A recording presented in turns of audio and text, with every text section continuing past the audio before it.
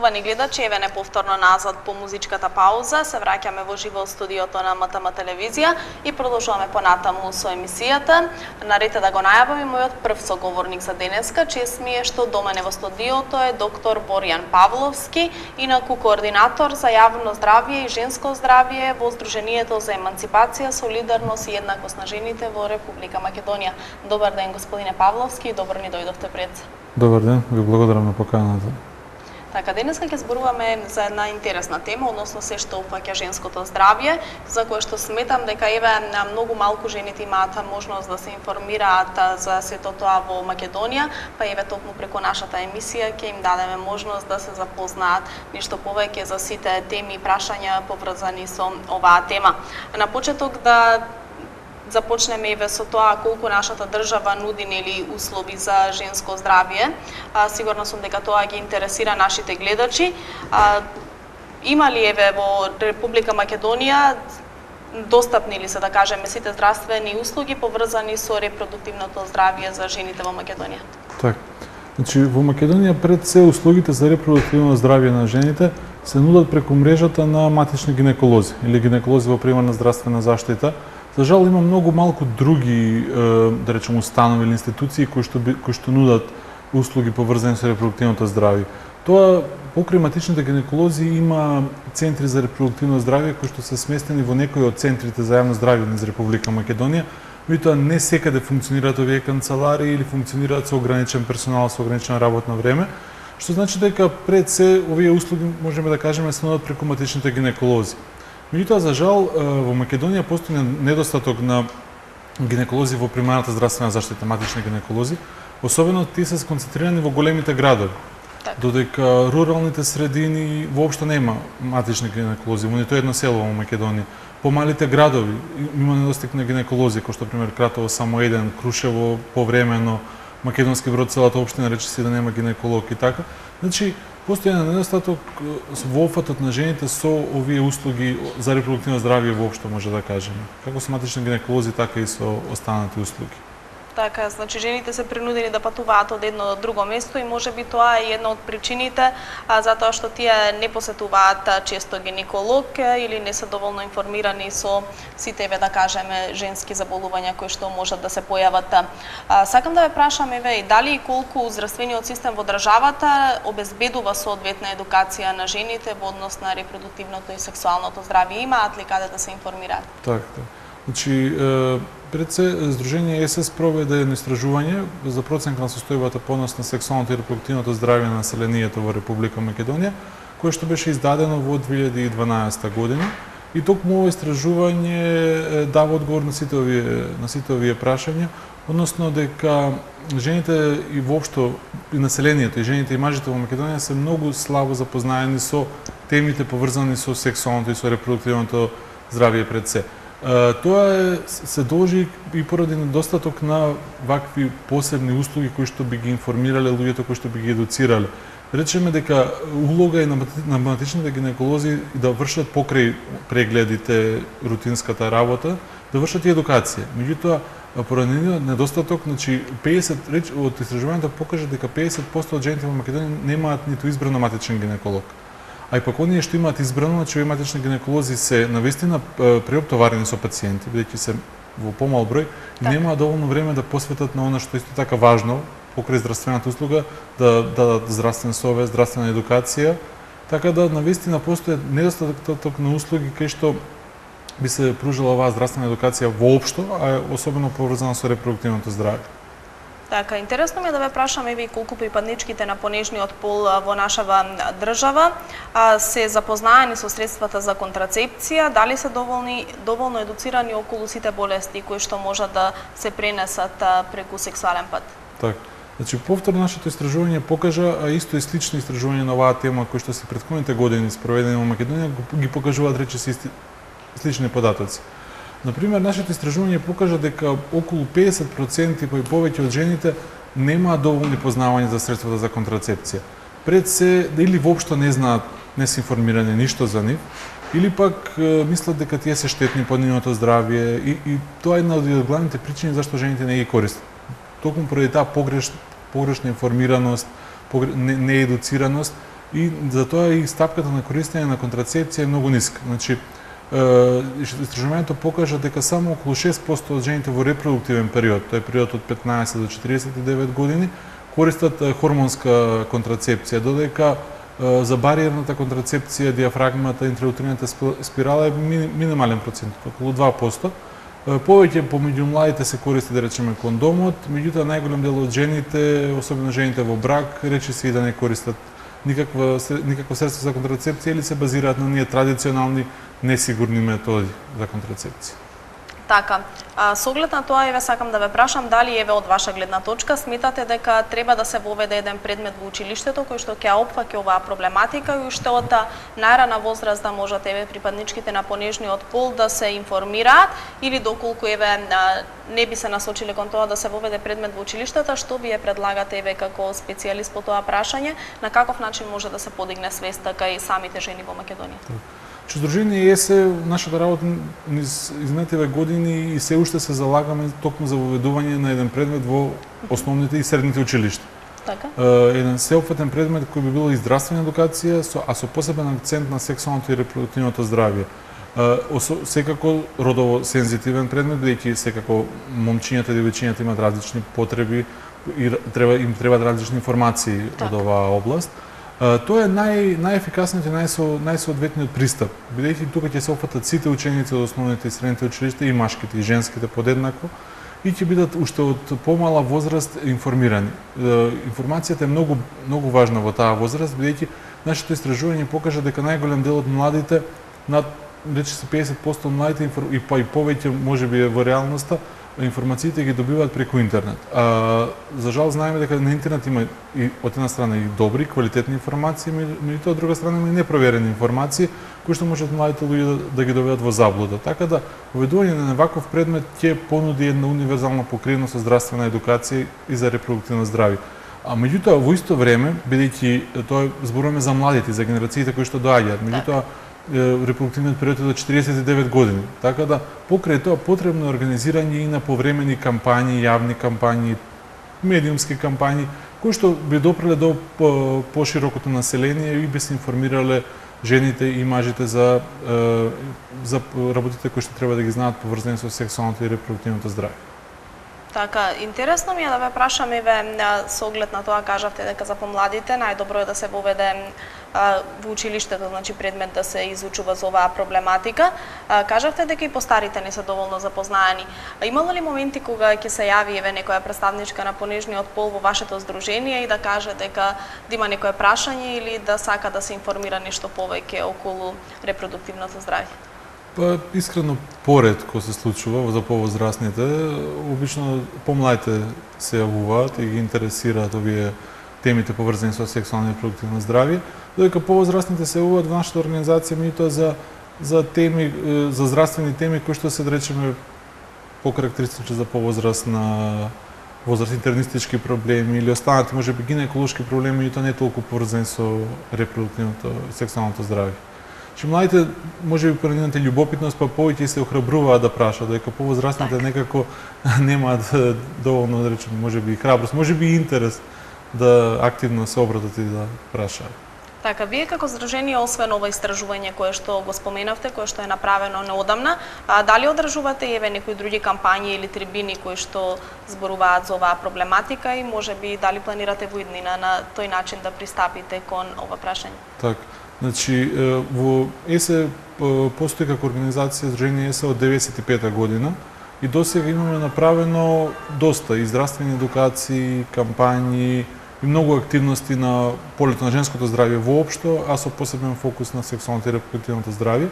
Меѓутоа, да речеме, во нашата моментална работа повеќе сме насочени кон тоа да застапуваме владата и надлежните институции да превземат мерки за да се унапреди состојбата на ова поле. Поради тоа моментално вршиме и мониторинг на спроведување на една од програмите на Министерството за здравство, тоа е програмата за рана детекција на малигни заболувања, конкретно за ракот на грлото на матката и ракот на дојката. Значи ние се трудиме преку нови наши активности да ја поттикнеме владата да преземе конкретни активности, бидејќи тоа е многу посеопфатни би биле и поефикасни за населението, отколку само една или две организации да вршат едукација, бидејќи не можат да досегнат до сите лица на кои тоа им е потребно во државата. Така, господине Павловски, сакам да ве прашам дали имате можеби некои статистички податоци за тоа која е најчестата женска болест во Македонија?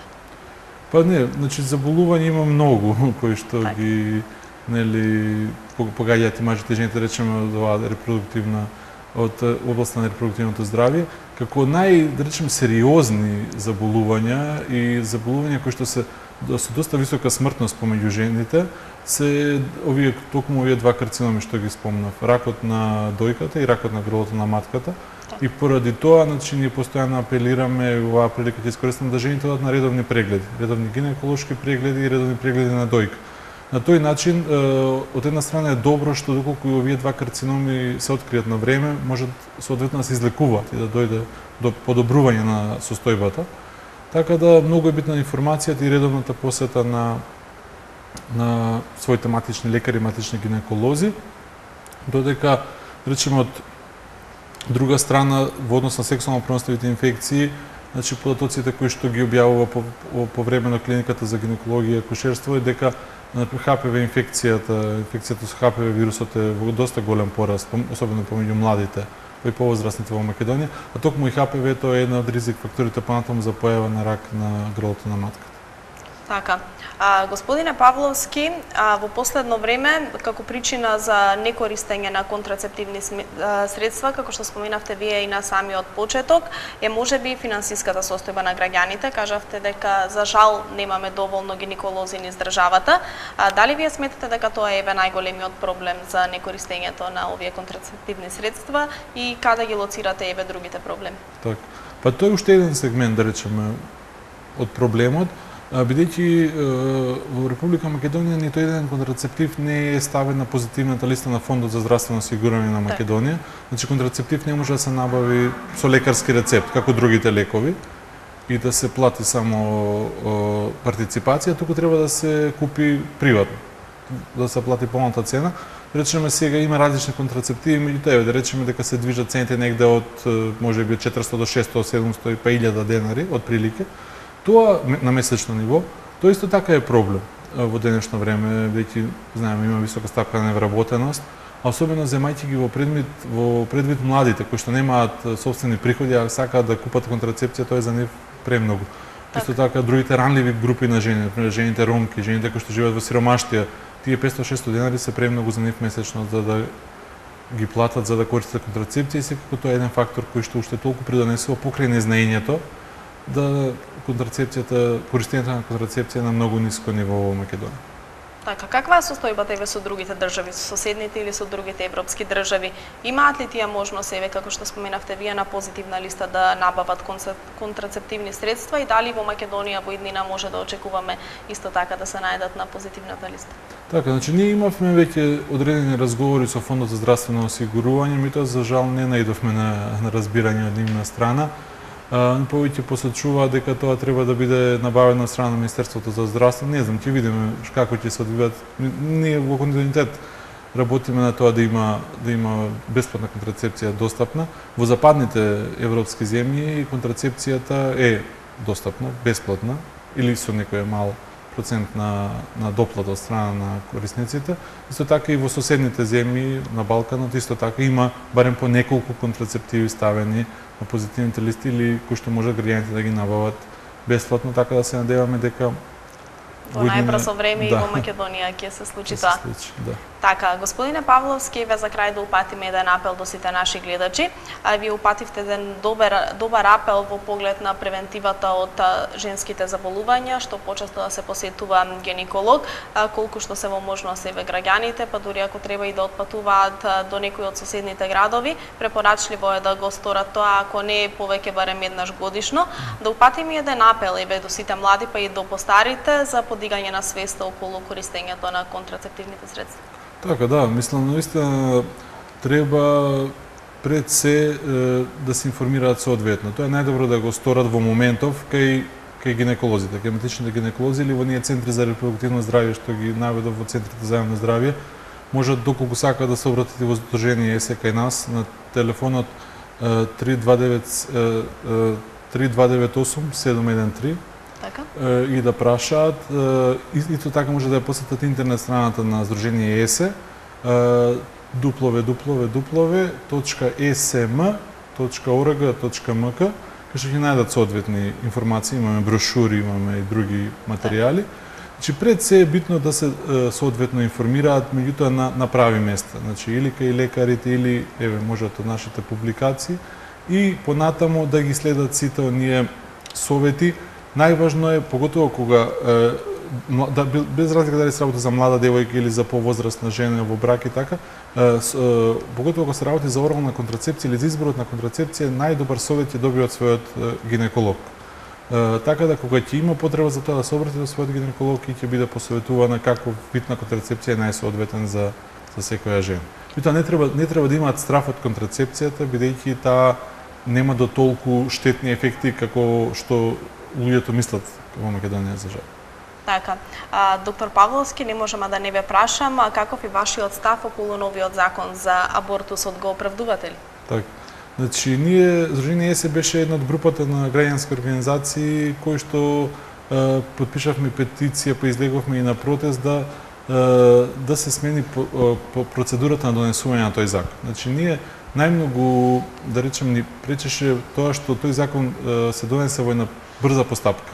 Така. Се донесе по скратена постапка во парламентот, без можност за вклучување на различни страни. Значи, немаше потреба од брзање. Тој закон требаше да биде донесен во една нормална процедура кај што ќе учествува и граѓански организации, и Сдружение на гинеколози, и Македонско лекарско друштво и лекарска комора, сите стручни и компетентни лица кои што заедно со Министерството за здравство и со пратениците во собранието ќе донесеа еден соодветен закон за прекинување на бременоста. Значи, тоа најмногу ни пречеше самата постапка. Од друга страна, сметаме дека со одредени акти и прописи во самиот закон до некаде се отежнува пристапот на жените до безбеден абортус. Например, особено одлуките каде што се става задолжително жената да биде советувана и потоа да чека период од 3 дена, па повторно да дојде на лекар за да биде извршен абортусот. Тоа, значи, како што рековме, особено за помалите места, можеби за Скопје не е проблем по 3 дена пак да отиде. Меѓутоа, жена да патува од Делчево, да речеме, до Кочани, па после пак уште еднашка да се враќа назад и да го плаќа тој пат за 3 дена повторно и да отсуствува од работа или нема на кого да ги остави другите деца и слично, е сосема несоодветно и мислиме дека многу ќе отежни пристапот на жените до абортусот. А воедно во законот се оставени многу подзаконски акти кои што доправа треба министерот за здравство да ги донесе, акти за советување, многу дополнителни административни процедури се ставени пред комисии, барања. Мислиме дека сето тоа ќе го отежни пристапот на жените до абортус, меѓутоа останува во наредниот период да видиме како ќе се имплементира законот и како тоа ќе резултира врз пристапот на жените до абортус. Така, меѓутоа во целост дали го поддржувате?